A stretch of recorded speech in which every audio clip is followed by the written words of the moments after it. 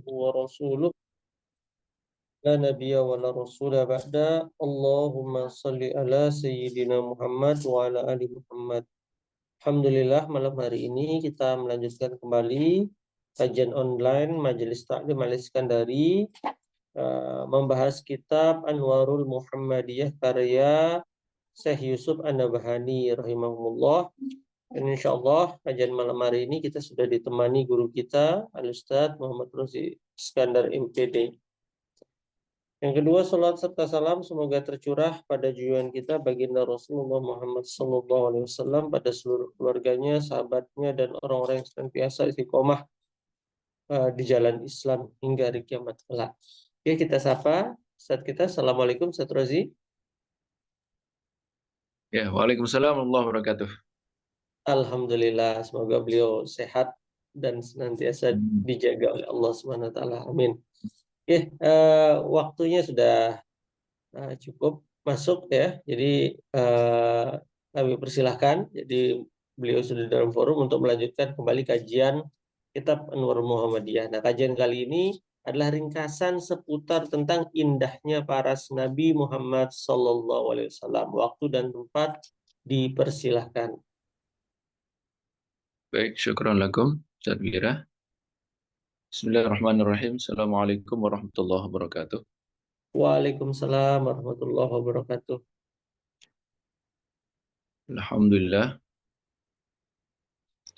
Alhamdulillahilladzi la yansa man dzakara wa yukhayyi man syakara.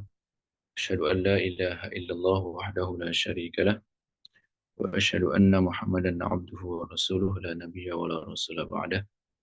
Allahumma salli wa sallim wa barik ala sayyidina wa habibina wa syafi'ina Muhammadin sallallahu alaihi wasallam وعلى آله وأصحابه الذين نشروا ميراث النبوة والهداية والدعوة في مشارق الأرض ومغاربها. وبعد أيها الجماعة رحمه الله, para jamaah yang dirahmati Allah Subhanahu wa taala. Alhamdulillah wa syukurillah, pada malam kali ini kita dipertemukan kembali oleh Allah Subhanahu wa taala dalam majelis yang mulia, insyaallah dalam keadaan sehat walafiat, masih dalam keadaan iman dan Islam, sehingga kita masih bisa membedakan mana yang hak dan mana yang batil. Baik itu berkaitan dengan ibadah yang kita lakukan, atau urusan duniawi, atau urusan-urusan ukhrawi kita, akhirat kita. Sehingga keseimbangan antara kehidupan dunia dan kemudian akhirat itu dapat kita rasakan. Sungguh tanpa adanya iman, tanpa adanya takwa, tanpa adanya Islam, maka kita tidak bisa memadukan antara kesuksesan di dunia dan kesuksesan di akhirat. Maka tanpa ada iman, tanpa ada takwa, tanpa ada Islam, ya, manusia itu akan lebih condong mempertaruhkan apa saja untuk kepentingan dunia ini. Dan kehidupan ini hanya kehidupan dunia, tidak ada kehidupan di akhirat kelak. Sehingga manusia akan bertindak semaunya, seenaknya. Oleh karena itu, kembali kita bersyukur pada Allah Subhanahu wa taala, karena nikmat itu masih melekat pada diri kita.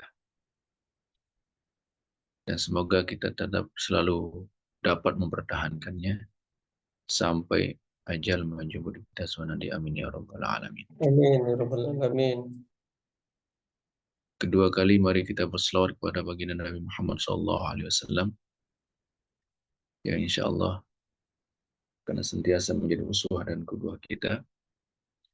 Mari kita berselawat, Allahumma salli ala sayyidina Muhammad wa ala ali sayyidina Muhammad. Allahumma salli ala sayyidina Muhammad wa ala ali sayyidina Muhammad. Allahumma salli ala sayyidina Muhammad wa ala ali sayyidina Muhammad. Semoga kelak kita mendapatkan syafaat dari sisi beliau Nabi Shallallahu Alaihi Wasallam. Amin ya rabbal alamin.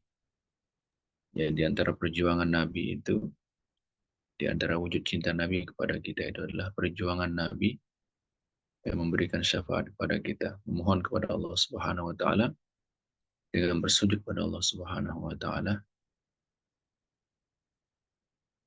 di mana pada waktu itu nabi-nabi yang mulai mengatakan nafsi-nafsi, nabi-nabi yang lain itu mengatakan kepada umatnya, ya sekarang kita bertanggung jawabkan sendiri-sendiri.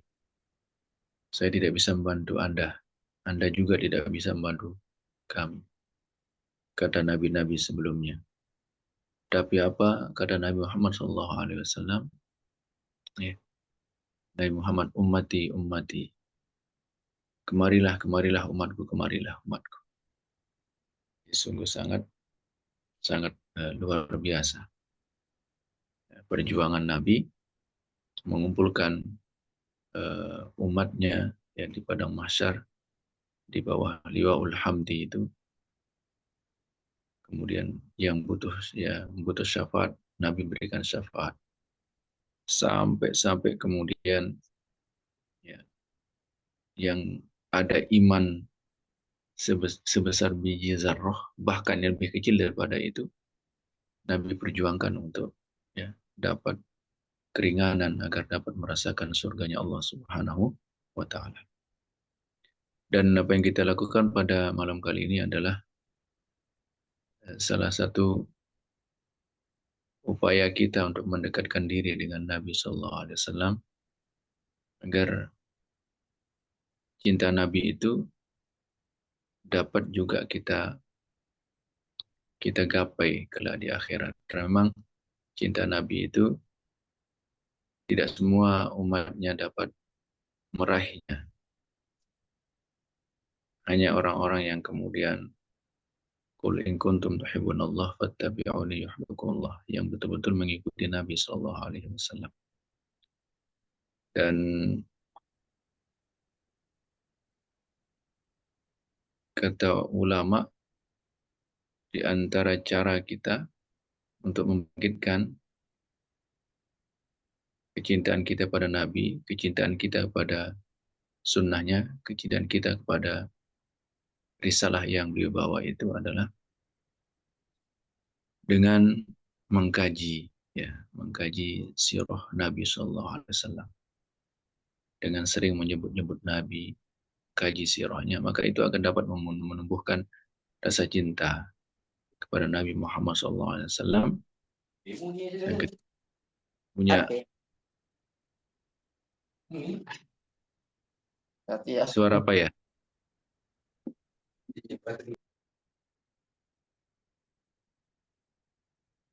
Ada yang belum di silent kayaknya ya.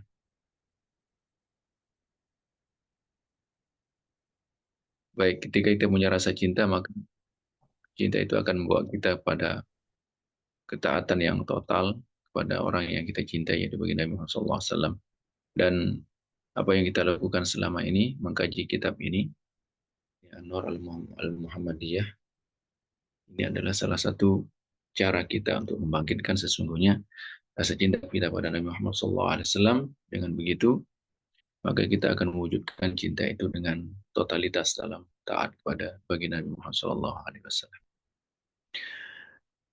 Baik jemaah yang dirahmati Allah Subhanahu wa taala, jadi sejak bulan Rabiul Awal, ya mulai awal masuk itu kita sudah bahas kitab ini, dan bahkan sebelumnya ya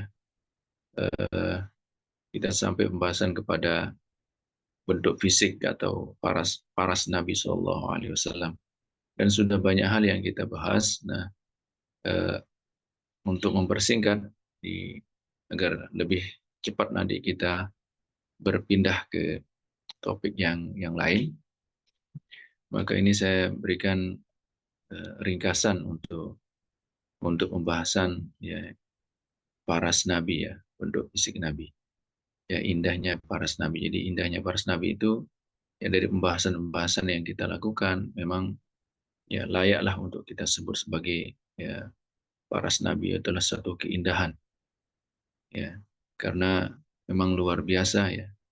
Tidak ada yang dapat menandingi dari apa yang kita bahas di riwayat dari para sahabat. Tidak ada yang dapat menandingi ya indahnya para nabi Shallallahu Alaihi Wasallam.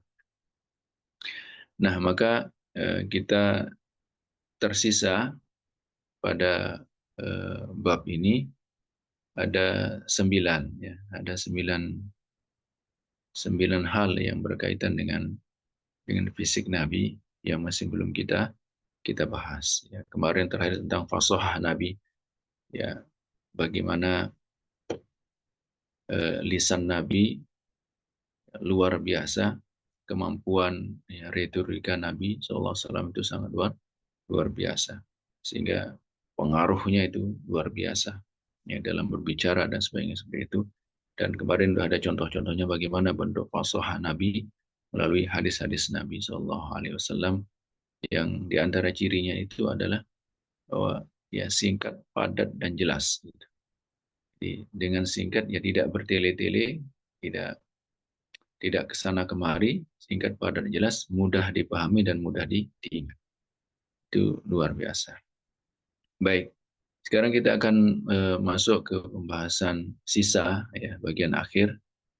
Ya, ini yang sebelum tadi ada 9 yang belum kita bahas. Ini saya singkat-singkat ya, meskipun di yang aslinya ya panjang-panjang karena ada beberapa riwayat yang memang intinya sama untuk meneguhkan saja. Jadi kita ambil inti-inti dari riwayat-riwayat itu. Yang pertama bentuk tangan Nabi Sallallahu Alaihi Wasallam yang mulia, bentuk ya bagaimana hati ya Nabi Sallallahu Alaihi Wasallam yang mulia, kemudian sifat jima Nabi Sallallahu Alaihi Wasallam ini berkaitan dengan fisik memang ini.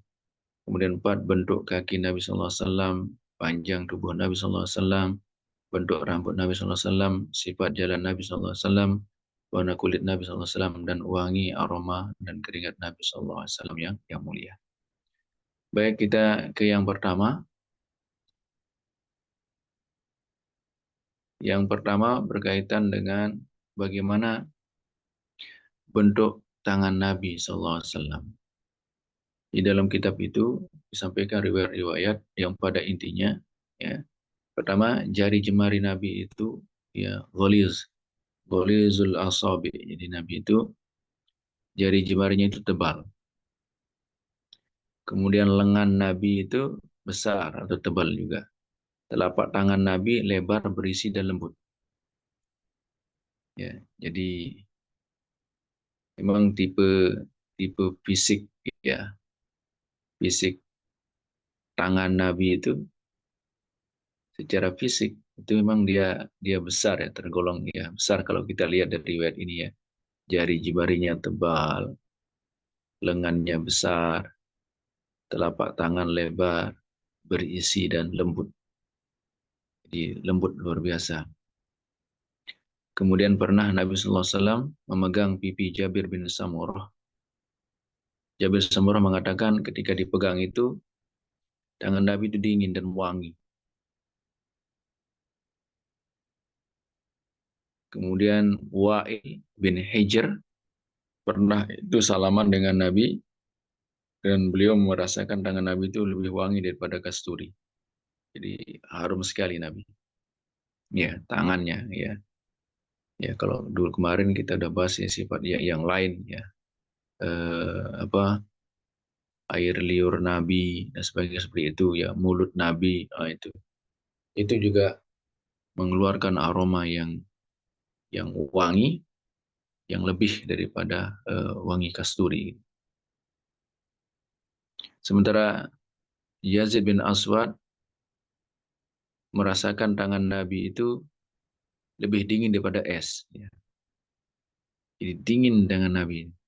Kalau menurut Yazid bin Aswad. Kemudian menurut sahabat Anas berkata, telapak tangan Nabi itu lebih lembut dari sutra. Jadi yang di atas tadi itu misalnya di Jabir bin Samurah itu telapak tangan lebar dan berisi dan lembut. Dan juga Anas mengatakan bahwa telapak tangan Nabi itu lebih lembut dari sutra. Jadi sutra itu ya kain yang sangat lembut, Tetapi selembut-lembutnya sutra itu masih lembut tangan Nabi. Sementara itu Abu Zaid Al-Ansari pernah diusap kepalanya oleh Nabi. Kemudian Nabi mendoakannya, Allahumma jammilhu. Ya, ya Allah, berikanlah dia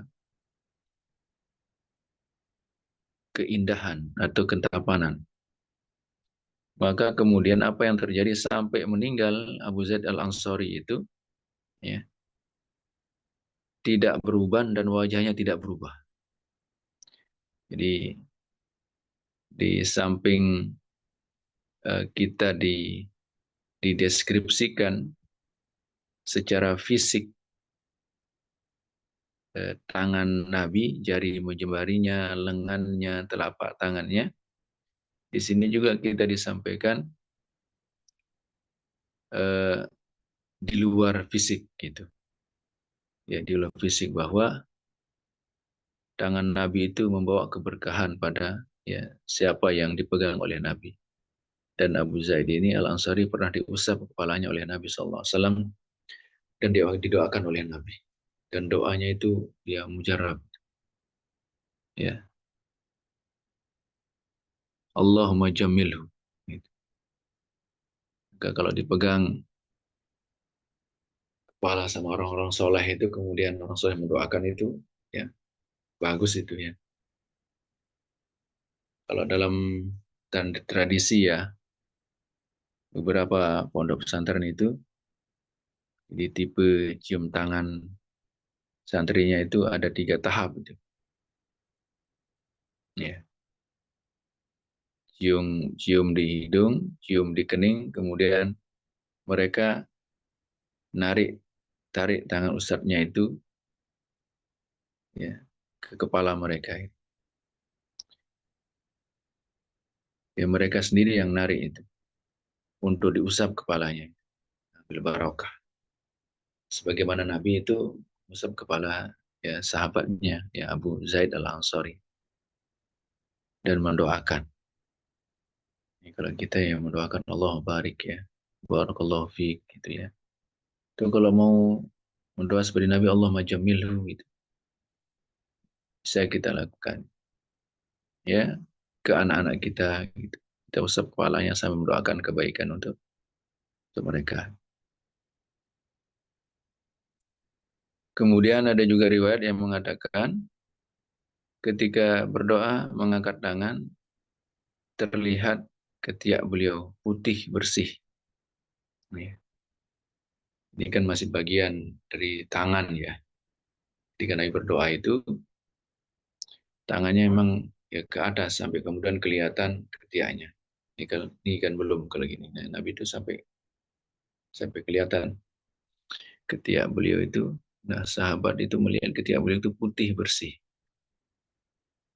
ya, tanpa pakai deodoran ya, tanpa pakai deodoran seperti saat ini ya ada macam deodoran itu ya, ada yang Dove itu kan, Dove itu menghilangkan apa, memutihkan ketiak itu kan, katanya begitu. Nah, Nabi itu sudah putih dari sananya, gitu. Dan bahkan keringat ketiak beliau itu wangi kasturi, gitu. Jadi luar biasa itu. Betapa kemudian kita tidak rindu gitu ya bertemu dengan sosok beliau itu. Dilihat dari segala sisi itu indah. Ya, dilihat dari segala sisi itu indah. Yang jelek, yang yang bau lah, mohon maaf ya. Ya, yang bau rata-rata ke manusia itu ya ketiaknya bau lah gitu ya. Apalagi nggak pernah mandi itu.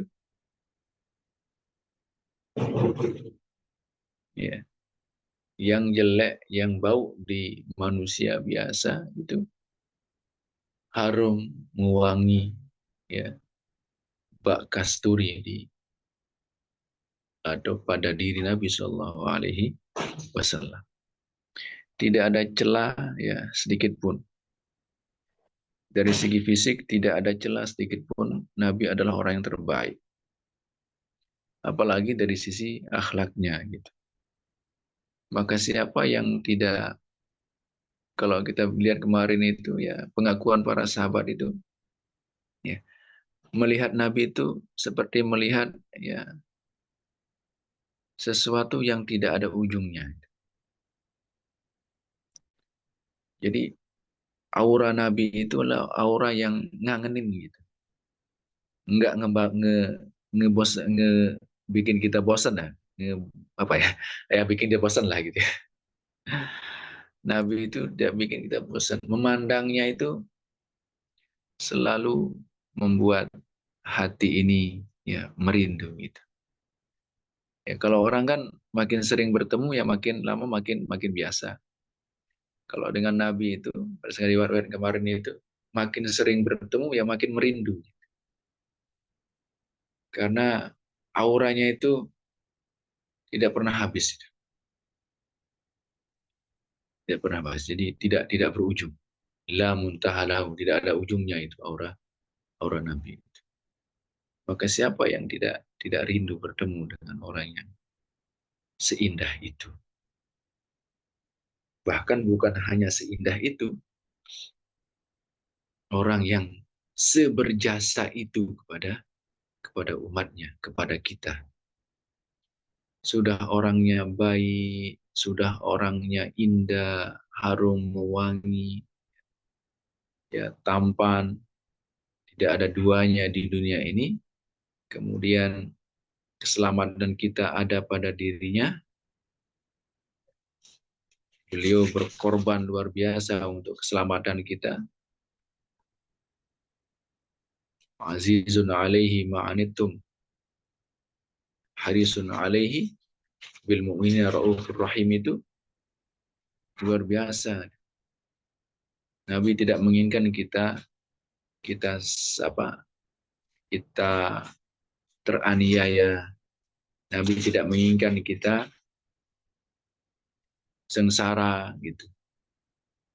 Nabi menginginkan kita bahagia di dunia dan di akhirat, maka beliau berjuang ya mati-matian ya agar kita bahagia. Masa kemudian perjuangan Nabi itu kemudian kita hianati dengan menginjak-injak sunnahnya, sementara orang yang tidak pernah berjasa pada kita itu kita junjung-junjung gitu, ya junjung-junjung sunnahnya. Itu sangat luar biasa kedurhakaan kita pada Allah dan Rasul. Maka sangat wajarlah kemudian para sahabat itu merindu dengan Nabi SAW. Ya, tidak ketemu Nabi walau hanya saat saja sudah mereka ya merindu. Ya sekedar keluar rumah saja itu maulahu ya yang membantu Nabi di rumah itu ya rindu. Padahal ditinggal keluar rumah, padahal tiap hari ya ketemu dengan Nabi.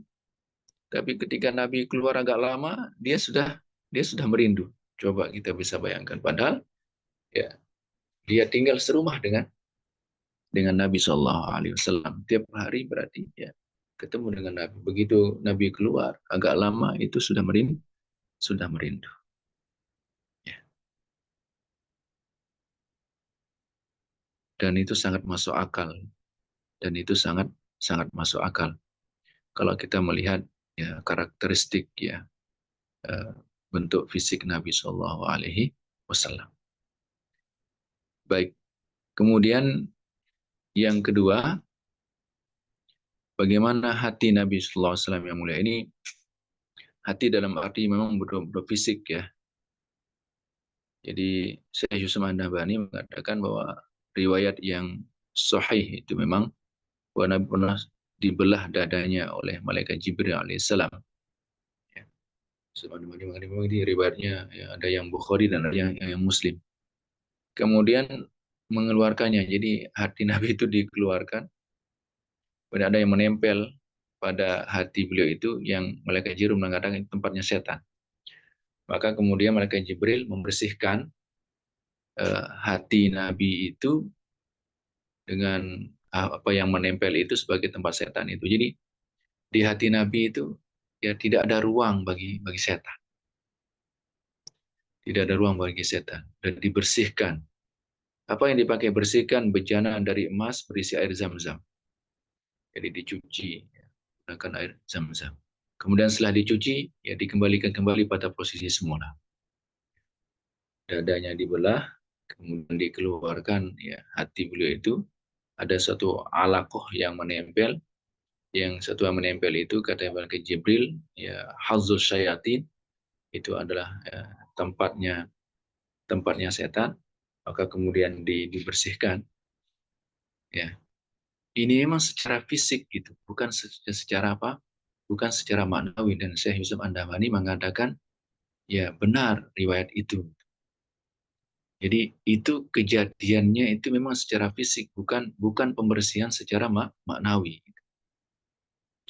Bukan pembersihan sama. Jadi mungkin kalau sekarang ini adalah praktek bedah yang pertama kali di dunia gitu ya, yang dilakukan oleh siapa? Oleh malaikat Jibril itu, membersihkan itu. Ini fisik ya, physically itu. Ini fisik ini, bukan pembersihan secara maknawi. Ya, bejana dari emas yang berisi air zam-zam. Ya. Setelah itu kemudian ya setelah dibersihkan, kemudian malaikat Jibril itu mengembalikan pada posisi posisi semula gitu, dimasukkan lagi. Kemudian eh, ya Allah alam ya tidak ada riwayat apakah bagaimana cara menjahitnya dan sebagainya. Tapi yang jelas sahabat Anas radhiyallahu anhu berkata, sungguh aku melihat bekas jahitan pada dada Rasulullah sallallahu alaihi wasallam. Jadi Anas, sahabat Anas radhiyallahu anhu itu ya menggunakan kata-kata ya sungguh ya, beliau menegaskan bahwa betul-betul beliau melihat gitu, ada bekas jahitan pada diri Rasulullah, pada dada Rasulullah SAW. Jadi memang itu fisik gitu ya.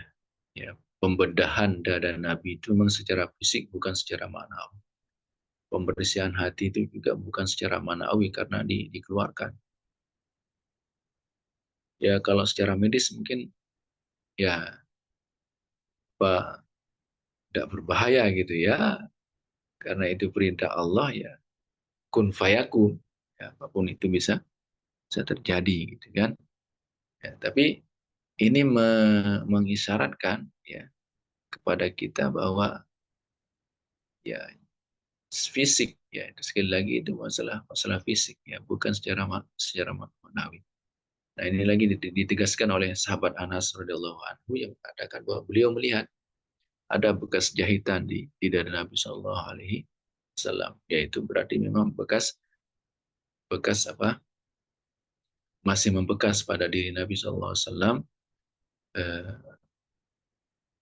bedahan ya dada Nabi Shallallahu Alaihi Wasallam yang dilakukan oleh malaikat Jibril. Baik, kemudian yang ketiga, nah ini termasuk kekuatan fisik ya, kekuatan fisik Nabi itu. Jadi Nabi itu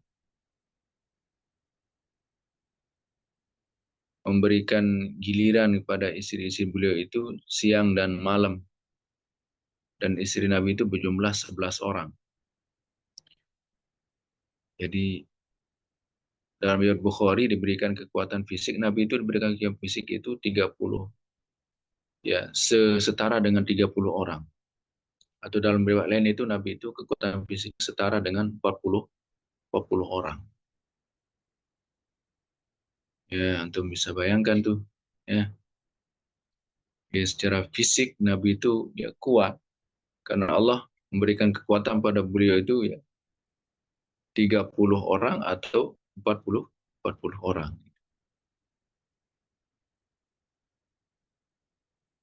Nah, ini sekali lagi menggambarkan ya dari sisi apapun ya Nabi itu dilihat dari sisi apapun ya dia melebihi ya kebanyakan manusia.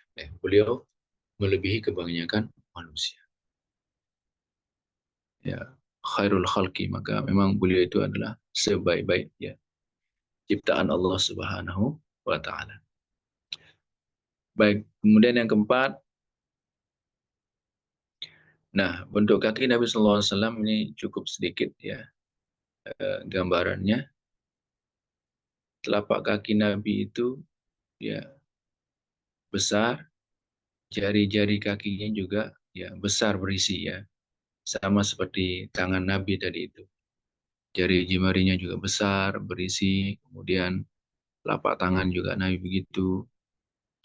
Eh, Kalau sahabat Anas itu ya mumtaliah bil lahmi. Jadi apa? Telapak kaki Nabi atau telapak tangan Nabi itu mumtalian bil lahmi. Jadi penuh dengan daging. Berarti memang dia dia besar Gimana ya, tadi?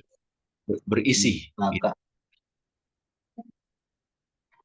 Besar berisi Nabi itu. Jadi nggak kurus gitu. Ya kaki-kakinya, maka badannya juga kira-kira begitu. Badan Nabi juga kira-kira begitu. Kemudian yang kelima, panjang tubuh Nabi SAW yang mulia. Ali karamallahu wajah itu mengatakan Nabi itu tidak terlalu tinggi dan juga tidak terlalu pendek. Ya, jadi mutawasid itu. Ya sempurna lah itu. Terlalu pendek juga nggak indah gitu. Terlalu panjang juga nggak indah. Gitu. Kalau terlalu panjang juga nggak enak kelihatannya. Ya. Ya. Yang enak itu adalah ya pertengahan. Ya, dia tidak terlalu panjang dan dia tidak terlalu terlalu pendek gitu. Pertengahan. Dan susah juga itu kalau terlalu panjang ya kan. Dan kita lihat ya ada orang apa namanya terpanjang di dunia itu. Wah, nggak enak juga kelihatannya kan. Ya, malah aneh kita lihat itu. Ya, asing kita lihat aneh gitu. Nggak enak. Kemudian orang-orang pada ya mendongak ke atas itu kalau bicara dengannya itu.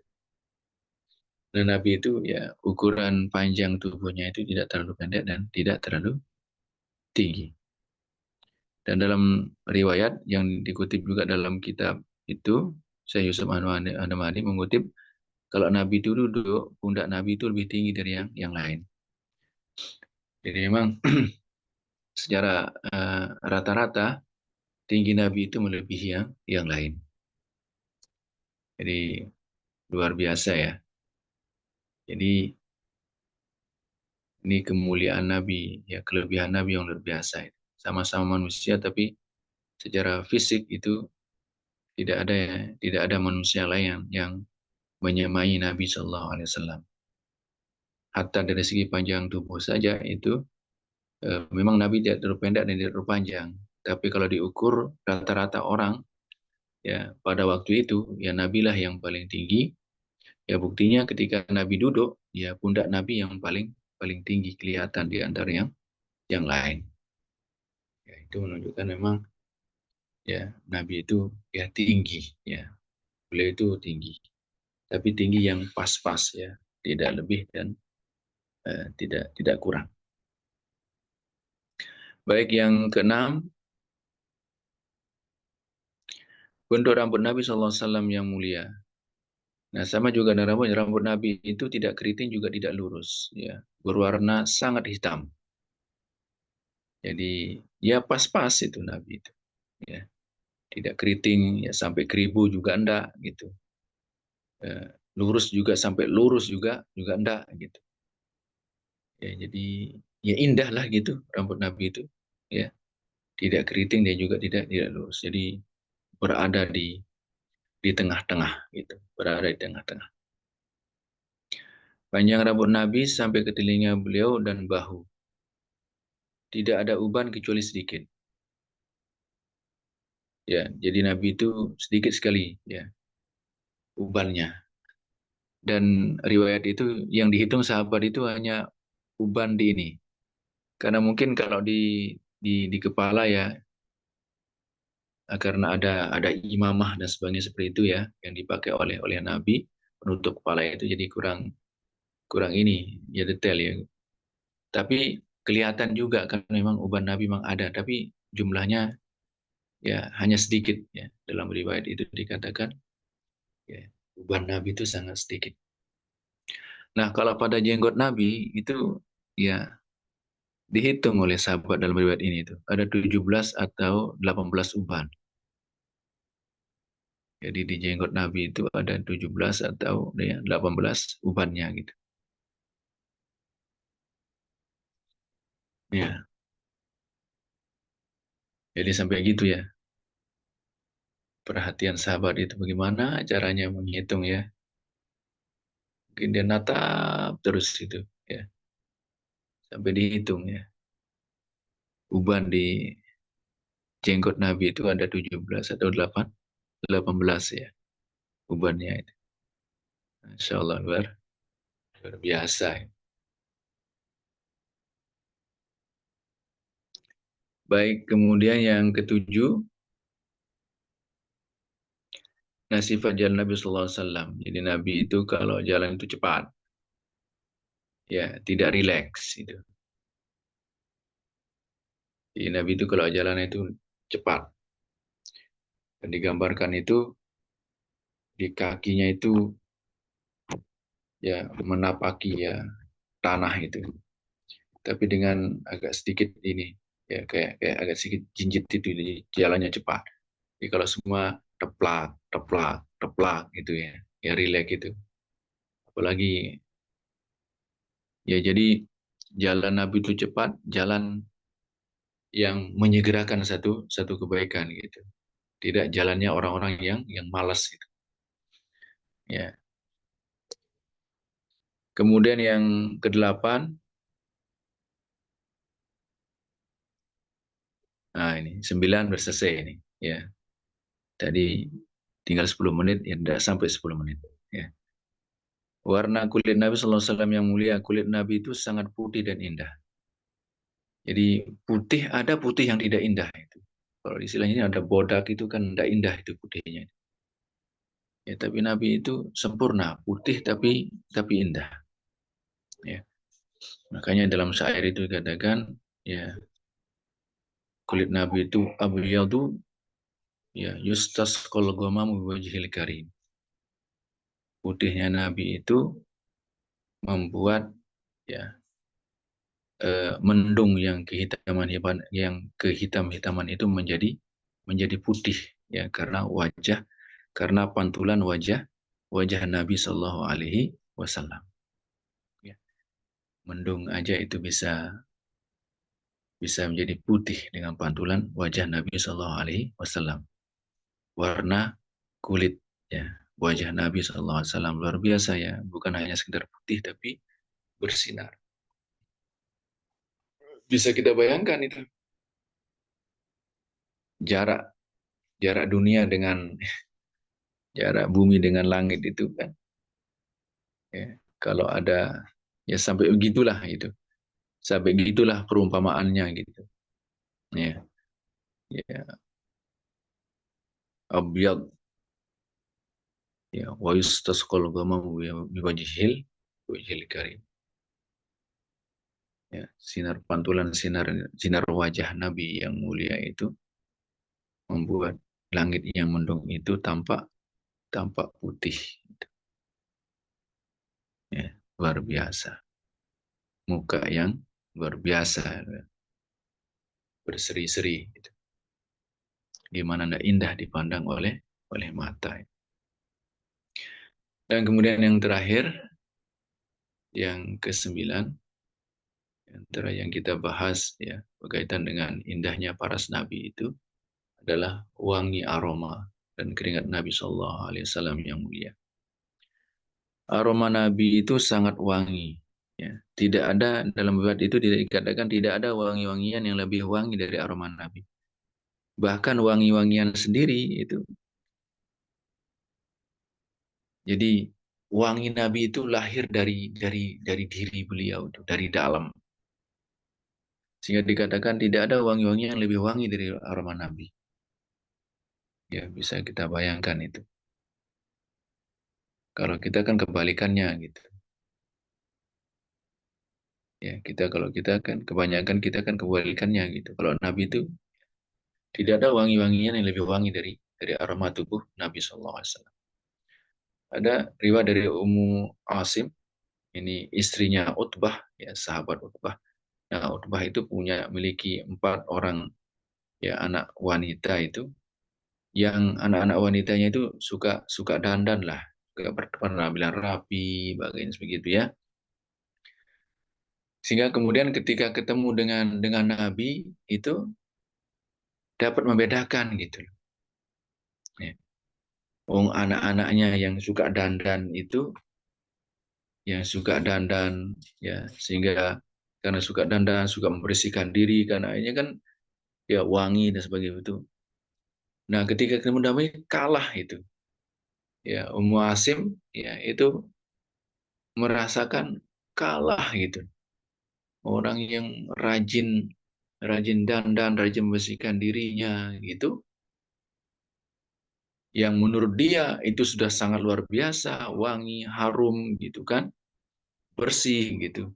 Tapi begitu ketemu sama Nabi, kalah itu, ya, kalah, kalah, ya, kewangian, kebersihannya itu dengan aroma ya harum dari Nabi Shallallahu Alaihi Wasallam. Kalau kulit tangan Nabi menyentuh sesuatu, ya ada sahabat misalnya eh, tangannya disentuh, atau sahabat itu dia kenapa gitu, kemudian akhirnya Nabi memegang, menyentuh perutnya, nah itu wanginya itu menempel gitu, wanginya itu menempel pada bagian-bagian yang tersentuh atau dipegang oleh Nabi. Itu saking wanginya gitu. Nah, ya siapa manusia yang memiliki hal yang seperti itu? Ya, tidak ada manusia yang memiliki ya seperti apa yang dimiliki oleh Nabi. Salah satu ya di antara kelebihan yang Allah Subhanahu wa taala berikan kepada baginda Nabi Muhammad sallallahu alaihi wasallam. Jangankan tangannya kan tadi itu ya. Ketiak Nabi saja itu kan harum wangi. Kalau kita kan sudah kasih kasih Rexona aja itu ya masih masih ada bau. Kadang masih ada bau-baunya gitu ya. Nabi itu tidak perlu pakai itu. Ya. Aroma wangi itu sudah berada pada diri Nabi Shallallahu Alaihi Wasallam.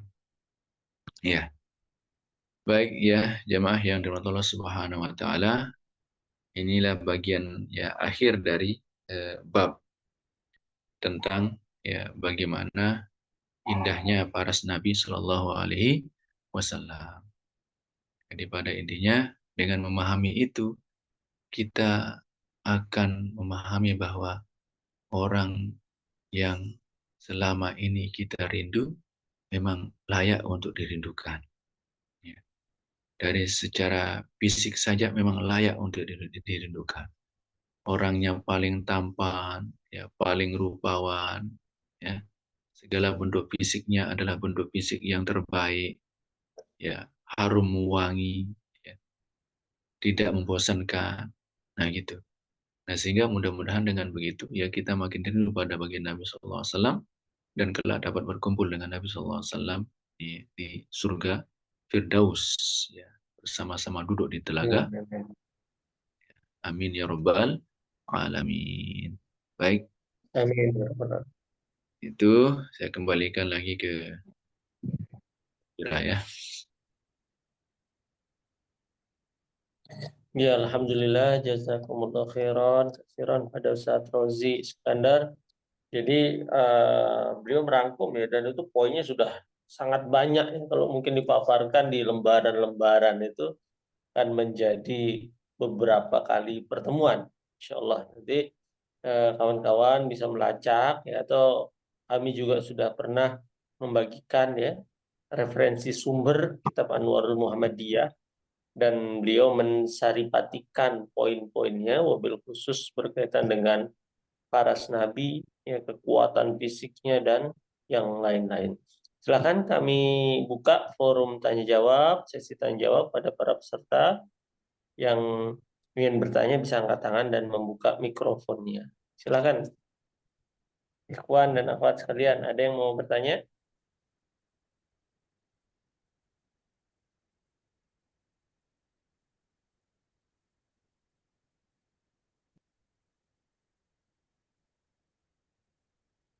Ya, saya bacakan pertanyaan berupa tulisan. Apakah keindahan paras Nabi ini merupakan mukjizatnya Nabi Shallallahu Alaihi Wasallam?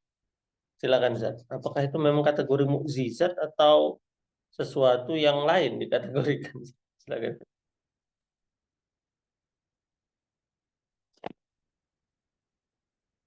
Mikrofonnya Ustaz masih ketutup. Ah, nggih. Iya, jadi mukjizat itu amrun khariqun lil adah. Jadi secara bahasa ya, mukjizat itulah amrun khariqun lil adah. Segala sesuatu yang di luar kebiasaan, ya. Di luar kebiasaan, di luar di luar umumnya, ya, di luar umumnya manusia yang lain. Kalau ini berkaitan dengan fisik, ya maka kalau secara bahasa ya bisa diartikan ya mukjizat karena memang fisik Nabi itu ya sesuatu yang yang berada di luar ya kebiasaan manusia gitu. Jadi kalau kebiasaan manusia itu keringatnya bau, itu Nabi ya keringatnya tidak bau, malah kemudian ya wangi, ya harum semerbak, bahkan tadi dikatakan lebih wangi daripada ya kasturi gitu. Nah ini kemudian, nah kalau mukjizat yang dalam arti ini eh, makrunun bitahadi salimun anil mu'aradah.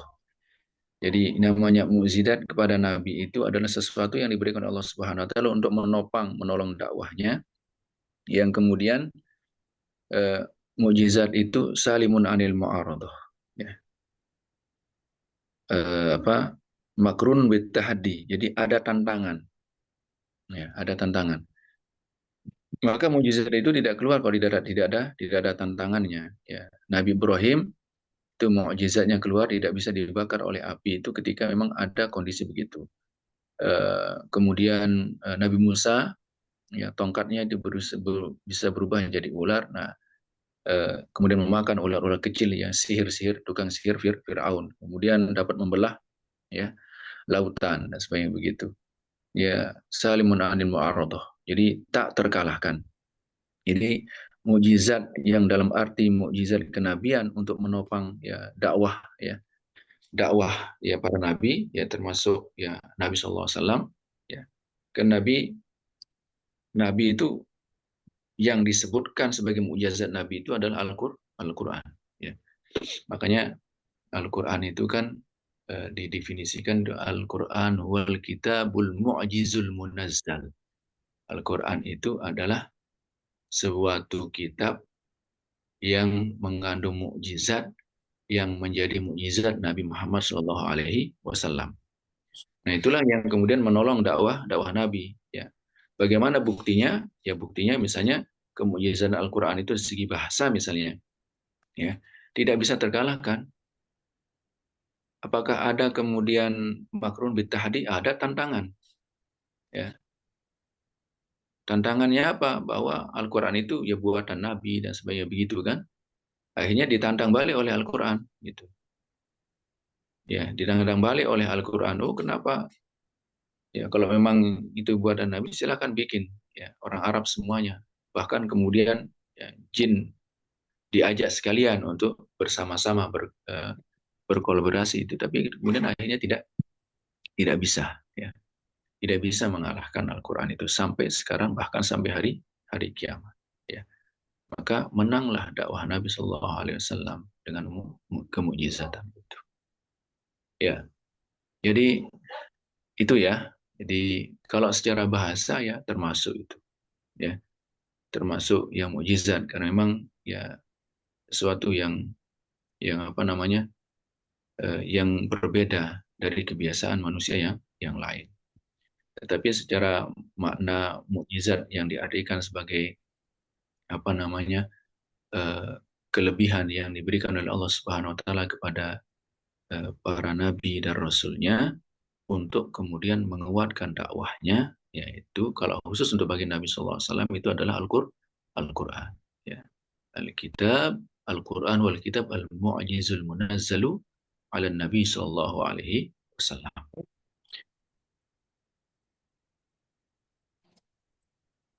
Yes, keren, Ustaz. Ini ada pertanyaan juga, Ustaz. Apakah keindahan para nabi sama dengan para nabi yang lainnya? Wabil khusus Nabi Yusuf yang diberikan ketampanan luar biasa. Artinya apakah semua nabi itu ganteng semua, Ustaz? Kuat semua kayak Nabi Muhammad? Terkhusus misalnya Nabi Yusuf. Bagaimana, Ustaz?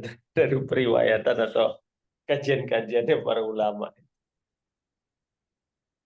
Lah ya yang tersebar dengan nabi yang lain ya, yang tersebar ya, yang luas yaitu yang masyhur dengan ketampanannya Nabi Yusuf itu Yusuf.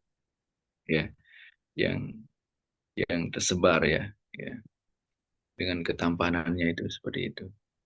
Nah, apakah yang lain itu juga ya tampan parasnya gitu? Yang jelas Ya, ya namanya seseorang yang menjadi panutan, seorang yang menjadi ini memang ada kelebihan dari sisi itu. Nah, tapi khusus untuk Nabi kita Nabi Muhammad SAW itu ya dulu di mukadimah ya bicara tentang paras Nabi itu bahwa Nabi itu adalah orang yang paling baik itu, paling tampan ya dibandingkan dengan yang lain ya. Jadi gitu ya. iya, iya. Oke. Syukran, Ustaz. Ada Ya. pertanyaan yang lain dari jamaah?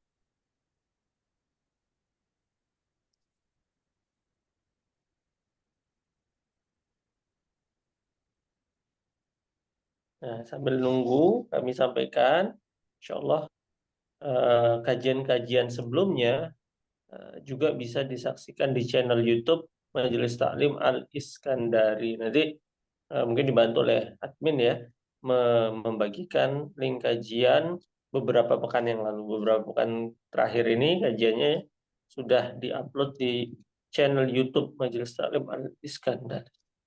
Oke, karena sudah tidak ada pertanyaan, silakan mungkin Ustaz Rozi, karena ini juga udah merangkum tentang paras Nabi SAW, ada kata-kata penutup, khotimah. Ya, silakan Ustaz. Iya, jadi pada intinya berbicara tentang paras Nabi ini sekali lagi ya, ini seharusnya membuat kita ya makin makin rindu pada Nabi Muhammad SAW dan eh, kerinduan kita itu harus ada bekal yang kita bawa, tidak hanya sekedar merindu.